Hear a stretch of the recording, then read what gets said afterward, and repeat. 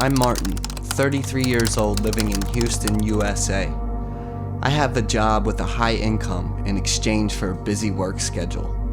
I've experienced many hotels from budget to luxury, but my hotel experience during a business trip to New York 3 years ago still haunts me.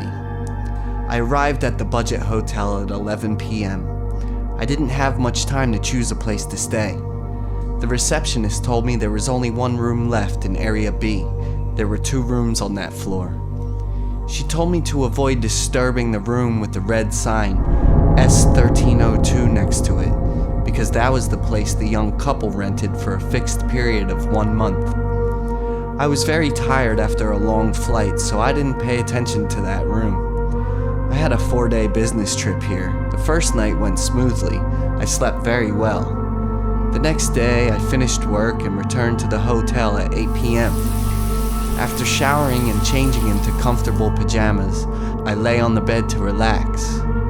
Suddenly, giggles rang out in the next room, which was the young couple's room. Then there were moans. They were probably having fun. I put on headphones, turned on the music quite loudly, and fell asleep after that. On the third night, screams and slightly crazy laughter rang out, startling me awake. Looking at the phone clock, it was 12 o'clock. I'm quite uncomfortable because work is stressful all day long, so I really need to get enough sleep. I called the front desk to complain and wanted them to remind the couple to limit such noises. I regret renting a hotel with such poor soundproofing quality. It took 10 minutes for the laughter to stop, and it took me a long time to fall asleep again. The next day I felt tired and went to meet my business partner. The last night I returned to the hotel at 10 p.m. Tomorrow morning I will go home to rest. But this last night was truly more terrible than the previous nights. Because I had drunken a lot of coffee during the day, I have difficulty sleeping. It was nearly 11 o'clock when I heard footsteps running in the hallway. Why are they still making noise when I already responded to the receptionist? I approached the door, intending to directly remind the couple because they were outside anyway. But as soon as I opened the door and walked out, a woman wearing a thin nightgown covering her feet, long black hair hanging down, eyes staring lifelessly. In her hand, she held a sharp, dirty knife straight towards me. I immediately retreated into my room and avoided it. She still maintained that position and ran past. I followed her with my eyes, even though I was very scared. She suddenly stopped, twisted her neck, and made a cracking sound and looked straight back at me. I panicked and quickly locked the door. My whole body trembled. My mind was dizzy and panicked. I was about to call the receptionist when there was a knock on my door. I felt like my heart lost a beat. It took me a few seconds to calm down, but that knocking sound continued. I held my breath, slowly turned around and looked through the peephole. What caught my eye was the image of the woman just standing and staring at the door. The creepy smile on her thin face sent chills down my spine.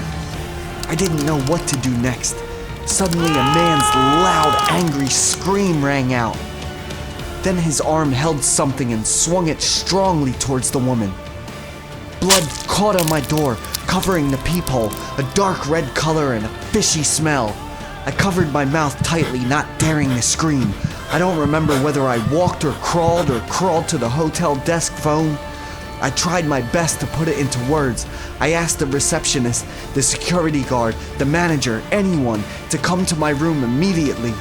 The hotel manager and staff were present, and nearby tenants ran in panic and gossiped. On the floor right in front of my room, a woman lay in a pool of blood. The receptionist confirmed that this is the wife who rented 1302. About 10 minutes later, the police arrived and sealed off the scene. The police asked the receptionist to use the spare key to open the door to room 1302. In the room, there was a horrifying scene with blood, syringes, ropes, sharp knives, and a very strong smell. Lying on the sofa was the body of a man with a long cut on his neck, still bleeding, and a knife clutched tightly in his hand. According to police investigation, the man and woman were Jax and Jesse, their husband and wife. The hotel room is a place they rented to satisfy their drug addiction. The hotel receptionist was also bribed by the couple. Days of constant drug use make them mad and lose all self-control. Jax murdered his wife, and then he went back to his room and committed suicide. I asked the hotel to move me to another room and booked my plane ticket for the earliest flight home. The story I will tell is about the life of a mentally ill woman named Mia, 62 years old. She has a scary appearance with long scars on both sides of her mouth, all the way to her ears. She has no teeth, nail-less fingers, and jagged hair and eyelashes. She didn't speak, didn't express anything, just sat alone all day and looked out the window with dull eyes. Back in time 30 years ago, Mia had a wealthy life with her husband, Lucas, in a large mansion located in the wealthiest area of New York. They didn't have any children, which is also what worries Mia the most. To reduce the emptiness of the villa, the couple hired many people to work for them. One of them is a beautiful girl named Emma. Lucas was attracted to Emma's beauty. Out of jealousy, Mia begins to notice and get annoyed with Emma. Suddenly, one day Emma disappeared without any trace. All the people working in the villa do not care about that disappearance. They knew the landlady didn't like Emma and they didn't want to get involved. And Mia told her husband that he had fired Emma from her job because she was too clumsy. Everything returns to normal until Mia begins to act strangely every night. One evening around 12 o'clock while the couple was sleeping, Mia suddenly screamed in pain. Lucas woke up startled and saw his wife tugging at her hair. There was a lot of hair on the blanket. Mia's scalp was pulled until it was red. Lucas quickly stopped his wife. The next morning, Mia said that a long, cold hand reached out and grabbed her hair and pulled hard. Lucas and the servants think Mia is sleepwalking in her sleep. Things continued in an increasingly terrifying direction. Another day, Lucas came home very late, walked into the bedroom. The scene shocked Lucas. On the floor, on the bed, and in the wardrobe were long blood stains. Even more horrifying were the bloody fingernails scattered everywhere. Lucas quickly called out his wife's name.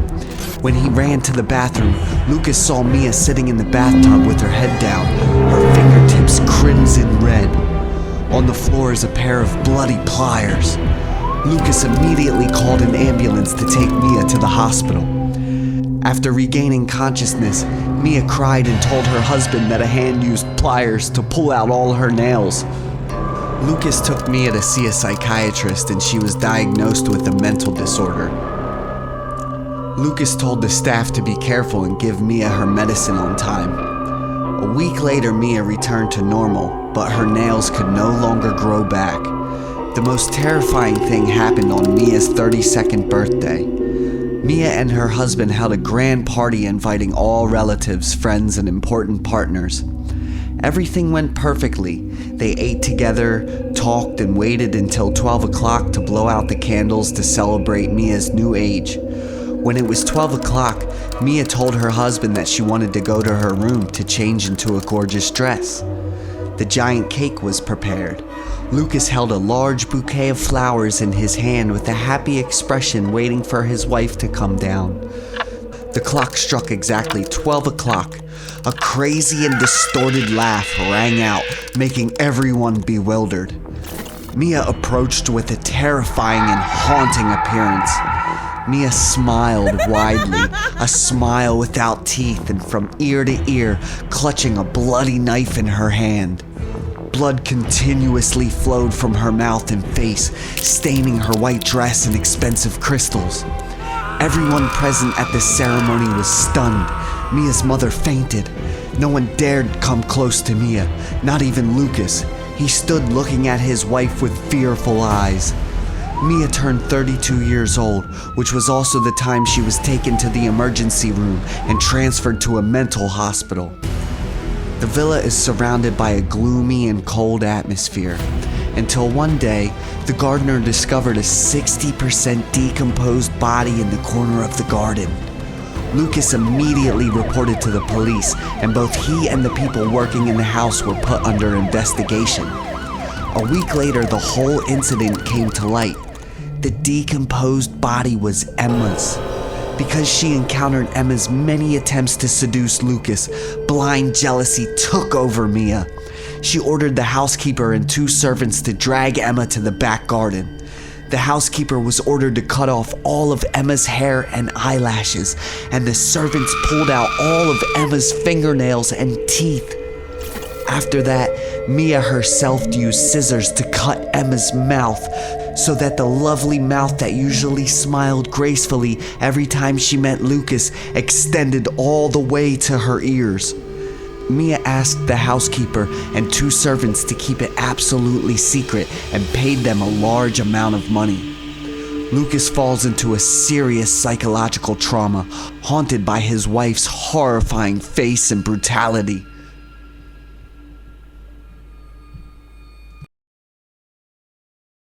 I'm Sophia, 33 years old. My husband is Liam, 34 years old. My husband and I live in New York. We've been married for 4 years but have not planned to have children. I'm a successful woman with a high-paying job. Lately, I've been so busy with work that my husband and I haven't had much time to spend together. I felt Liam's coldness. On a 5-day business trip to California, I told Liam to arrange work to go with me. Both a business trip and a trip for the couple to warm up their relationship. But Liam seemed very hesitant about that suggestion, and I had to try to convince him. We rented a room at a luxury hotel near Coronado Beach. During the day, I will go handle work, leaving Liam at the hotel to explore everything around. Only at night do we have time for each other. Creepy things at this hotel begin to happen. The first night, I was startled awake when I heard the sound of water running in the toilet. It was about 12 o'clock. I think the hotel's water system has a problem. The sound of running water stopped for about 2 minutes. I was also quite tired after a day of work, so I went back to sleep right after. But on the second night, I heard a knocking sound coming from the closet door. At that time, I couldn't sleep because I was reviewing documents to send to my partner. That knocking sound followed by the rhythm of 3 consecutive sounds with a pause between each time. My heart beat faster with each knock. I'm a very shy person, so I didn't dare go up to see what was inside the cabinet. Hurriedly jumping onto the bed, I tried to shake Liam vigorously. But my husband sleeps very soundly. No matter what, he doesn't wake up. The knocking stopped. I was scared and covered myself with the blanket, hugged Liam tightly and tried to close my eyes to sleep. Things haven't stopped yet. On the 3rd night, I woke up in the middle of the night. Turning to the side, I couldn't see Liam anywhere. I called Liam with no response. I ran to the bathroom and couldn't find him. I was scared and turned on all the lights in the room. I picked up the phone and called Liam many times, but the phone said it couldn't be reached. The clock showed it was after 2 a.m., checking that Liam's room card and shoes were still there. I panicked. I didn't dare sleep alone in the room anymore. I quickly ran down to the reception hall to sit. Unable to sleep all night, I went up to my room feeling tired and exhausted at 7 a.m. When I entered the room, I was startled to see Liam sleeping soundly on the bed. I called Liam up and asked him where he went last night and when he returned to his room. Liam looked at me blankly. "I slept in the room all night last night. What's wrong with you?" I fell into a state of shock. What the hell is going on? Could it be that I'm being blinded by a ghost? I shuddered at that thought. That day I took a break because my mind was too stressed and I couldn't stay awake. Liam wanted to go out for a walk on the beach for a while and told me to rest. I lay in bed listening to relaxing music. After a while, the knocking sound came again. I jumped up in surprise and stared towards the wardrobe. Slowly getting out of bed, I gently walked to the wardrobe. It was around 10 a.m. I was no longer afraid, but instead felt angry. I wanted to see what the hell was haunting me these past few nights. I opened the closet door really hard, but inside were just 2 bathrobes and nothing else. I was bewildered, not understanding what was going on when the knocking sounded again. It comes from the left corner of the cabinet. I reached out and gently pushed the corner of the cabinet. The wooden panel opened up to another quite large space. I was startled and screamed loudly when I saw someone, and the people inside were also startled and screamed loudly when they saw me. After calming down, I asked that person to step out. It was a young girl with a hot body and a very thin nightgown. She tried to run away but was immediately controlled by me. I called and told Liam to go to his room immediately. I tried to stay as calm as possible when listening to the explanations from my bad husband. The other girl has been his lover for nearly 3 months, traveling with his wife, but he insisted on taking her with him. The sound of running water that first night was because she couldn't hold it in anymore and decided to use the bathroom. The rhythmic tapping sound coming from the closet is their sign when calling each other. The night Liam disappeared was to crawl into the closet to sleep with his lover. Returning home, I immediately filed for divorce. The lawsuit and evidence of adultery, asking Liam for a large amount of compensation, making him miserable. I have to thank the hotel with its unique design for helping me recognize Liam's deceitful face.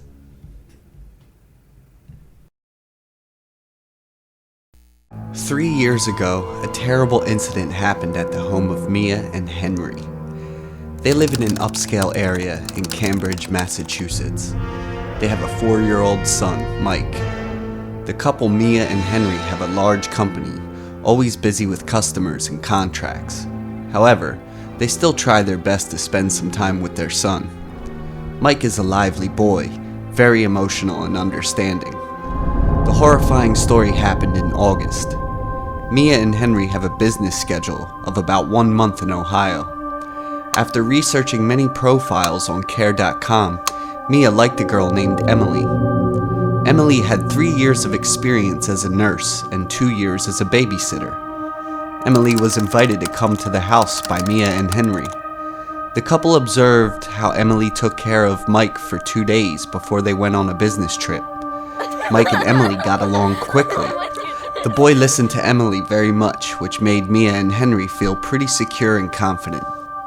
The couple also did not think about installing any more surveillance cameras in the house. They left Mike with an iPad for communication. While on business trips, Mia and her husband often called home to update on Mike's situation. "Hey, little buddy, you've got anything fun today?" Mia said on the phone with a gentle voice. "I eat very well, Mom," Mike answered innocently. In the first days, Mike was very happy every time he received a phone call from his parents.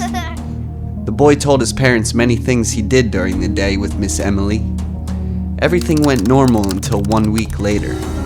Mike suddenly became timid. One time the person who picked up the call was not Mike, but Emily.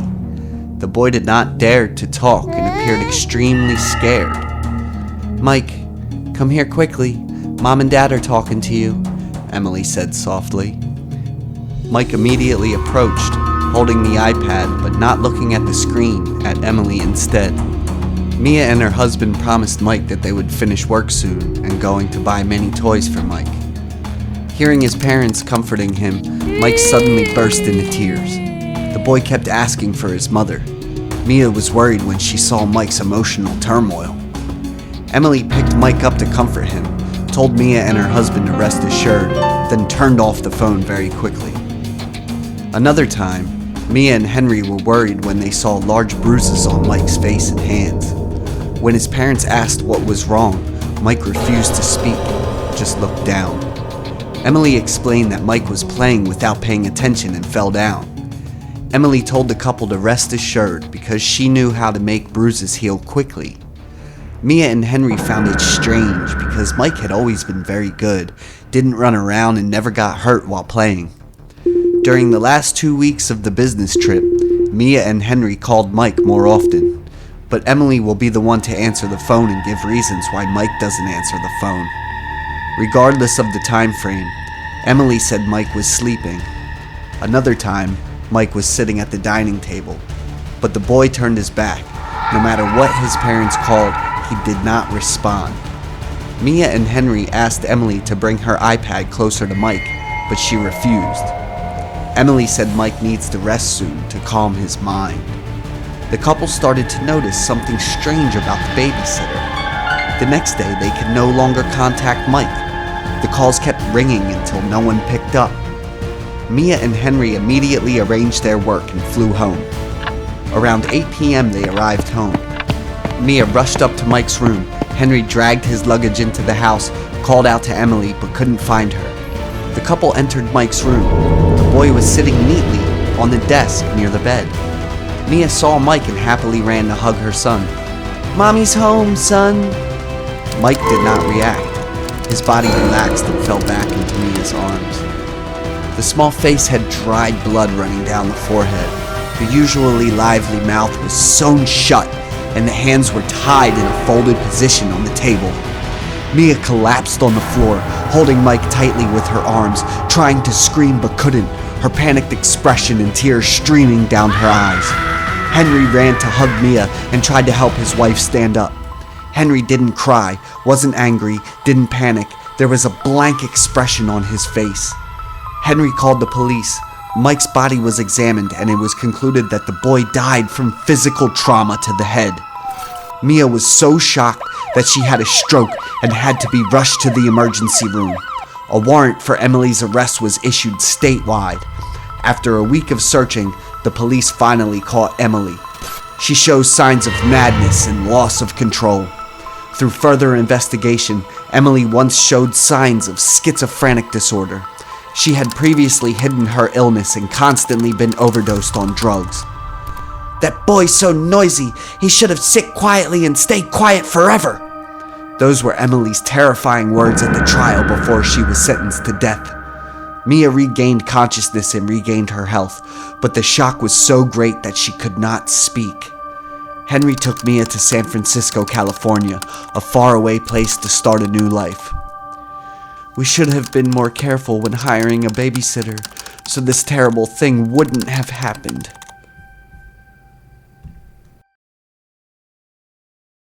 The following story still haunts me to this day and prevents me from pursuing any more relationships.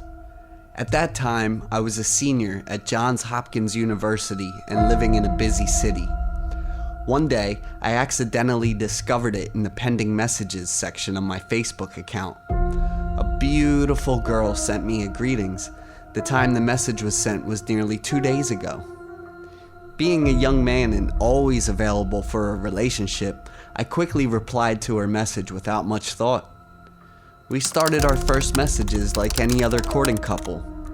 She is Jess, 23 years old and lives 120 kilometers from my city. Quite far, but it's okay. Distance is not a problem for me. Jess and I sent each other photos of ourselves. Jess really fits my ideal girlfriend with long, straight hair, healthy brown skin, and a bright smile with even teeth. I was really surprised and impressed with her interests. Horror stories and images always excite and interest her. This contrasts with Jess's sweet appearance. We talked for a while, and it felt like we got along very well.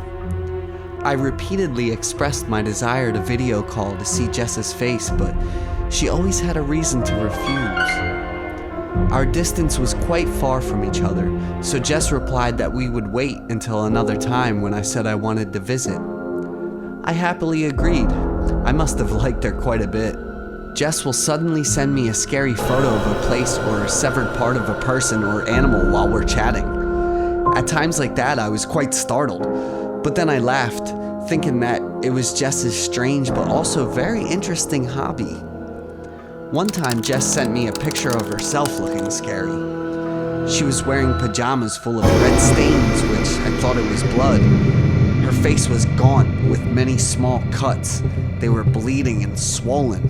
Her brown hair was long but messy and had many rough cuts here and there. Jess is completely different from the photos she sent me before. It took me a few minutes to calm down and was about to text her a question when I received a text message from her saying she was attending a club masquerade. She really knows how to surprise me. But the frequency of her sending me scary, bloody pictures of herself increased, and I started to feel uncomfortable with it. There's a photo had a small knife stabbed through her biceps. The other photo had her whole body tied to a pole so tightly that her face turned purple. I kept telling her to stop these acts. The beauty and sweetness she had was gradually disappearing. A week later, I didn't receive any other messages from Jess. Was she angry because of what I said? My mind kept thinking about Jess. I decided to press the video call button, but she didn't pick up. I don't have any more contact information for Jess. Maybe she just disappeared. Looking back at the photos Jess sent, I was startled. How could she tie herself up like that? One afternoon after returning home from school, I was happy to see a parcel placed in front of my house with the sender's information written on it as Jess. I couldn't wait any longer. I went back to my room and immediately opened it. Inside the red gift box was a lot of hair and a pair of eyelashes. I observed closely and immediately felt a cold feeling down my spine. There's something like a patch of skin stuck to the eyelashes. So these are real eyelashes? The question flashed through my head.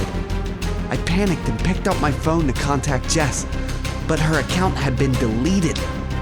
I immediately called the police and explained everything, but I don't have Jess's phone number, home address, or any other personal information other than her Facebook account.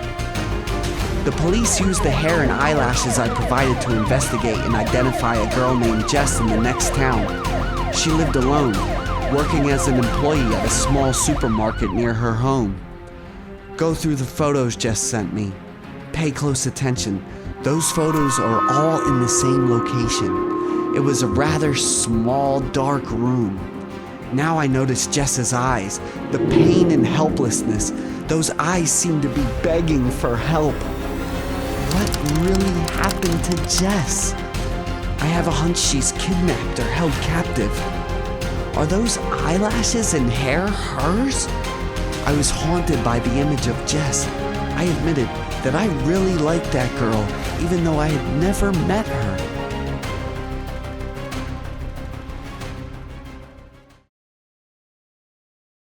I'm Jax. I was 31 years old. I thought I was handsome with blonde hair, blue eyes, over 6 feet tall. There are many interesting persons I've met, but I'm still waiting for the one who's really right for me. On the flight back to visit my family that summer, after all the check-ins, I sat waiting for the boarding time. A man sitting in the opposite row looked at me intently. He has toned muscles, healthy brown skin, curly hair, and a high nose bridge. He wore an elegant black suit. I think he was on the same flight as me. The flight was suddenly delayed by 2 hours because the destination was having bad weather. I had to play games on my phone to pass the time. About 30 minutes later, I was startled to see that man still looking at me, smiling, friendly, and waving. I was a bit surprised and waved back. I was actually quite impressed with that appearance. He proactively approached, introduced himself as Alex, 33 years old, and working as an engineer in Texas, which is also my hometown, coincidentally. He said he noticed me from the first time he saw me. That's right, he's gay, and so am I. People like us will have a special feeling about people who are similar to us. Alex and I follow each other's Instagrams. I want to get to know Alex better. The flight finally took off, and we sat quite far apart. Landing at the Texas airport, I got my luggage back. Alex pulled 2 suitcases and happily walked towards me. We asked each other about the next destination. Alex said there was another package. Alex asked me to hold the 2 suitcases and quickly return to the baggage gate. I didn't think much and happily agreed to wait for Alex. But he hadn't come back for 30 minutes. Looking at the clock, it was almost 10 p.m. Another 15 minutes passed. I tried contacting Alex via Instagram several times, but to no avail. Both mine and Alex's luggage were 4 large suitcases. I couldn't drag them all over the airport to find him. Hunger and fatigue made me frustrated. Alex called me back, apologizing very much for keeping me waiting. Because something unexpected happened, Alex left the airport first. Alex told me to go to the address he texted and sent a private driver to the airport to pick me up. He wanted to invite me to his house for a meal to thank him. I felt better after receiving Alex's call. Alex's personal driver is a man taller than me, with a fierce face. The car he picked me up in was quite old, cluttered with bottles and jars, making me feel uncomfortable. The driver took me to a small, shabby house on a deserted road. I looked around bewildered, got out of the car and went inside following the driver's instructions. The house was dimly lit, had a strong, musty smell, and had an indescribable cold feeling. I walked very slowly, looked around as I walked. The driver was still walking behind me and staring at me. I started to feel scared, told the driver to call Alex to come and get the suitcase back and I would wait here. He didn't answer or do anything, just stood there staring at me. Taking a few seconds to try to calm down, I quickly walked towards the door, saying as I walked that I had something urgent to do first and would text Alex later. The driver immediately stopped me. I was stunned. There was a noise behind me. Before I could figure things out, the driver grabbed my arms and restrained me. He forced me to go deeper into the dark house despite me asking a lot of questions. He pushed me into a room. In front of me was Alex with a strange smile holding a sharp knife. The room was cluttered with strange medical equipment, many of which were still covered in blood. On the wall hung many photos of different men. They will lose any part of their body or have knives or scissors close to their skin. Their expressions were extremely painful and panicked. The middle photo and also the largest photo is a photo of Alex and the driver taken together. They posed with extremely intimate gestures and smiles as if they were mocking viewers. So panicked, all I could do at that moment was run away. I tried to struggle away from the driver, but his strong grip held me firmly. Alex grabbed my hair with one hand and held it tight. His other hand slowly brought the knife towards me. I begged in fear, but Alex continued to bring the knife. Alex and the driver burst into perverted laughter and were extremely satisfied when they saw me begging and shaking. Just as the tip was about to touch my face, the loud sound of police outside surrounded the house. Alex and the driver looked out in surprise. I took the opportunity to get up and escape. Running outside, I saw 3 police officers along with my father looking at me worriedly. On the way with the strange driver, I had texted my dad about my situation and sent him the location. Luckily, he arrived in time. Alex and the other driver were arrested. They're actually a gay couple. They target gay people like me, terrifying them with blood and wounds, satisfying their perversion with screams and begging. Everything is completely different from the kind and handsome appearance that Alex has. His face and that disgusting smile still haunt my mind to this day.